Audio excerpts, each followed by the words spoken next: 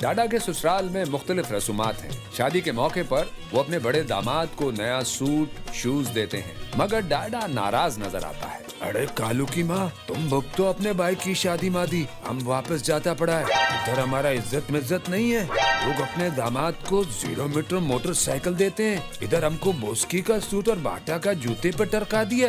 ارے دادا، تجھے کیا ہو گیا ہے؟ کیا تیرے سسرال والے ہیروئن چرچ کا کاروبار کرتے ہیں جو تجھے 1.5 لاکھ کا موٹر سائیکل لے کر دیتے؟ تو اس گھر کا بڑا داماد ہے، تیرا تو کام ہے تو ان کا سہارا بن. ان کی خوشی کا موقع ہے اور تجھے ہری ہری سوج رہی ہے. ارے ببلو، ابھی تم ہم کو نیلا پیلا نہیں کرو. ہم تمہارا بات سمجھ گیا ہے، سمجھا کرو. سسرال والوں پر بھرم دکھانا پڑتا ہے، نہیں تو ہمارا ادھر ٹکے والا بھی عزت نہیں ہوگا.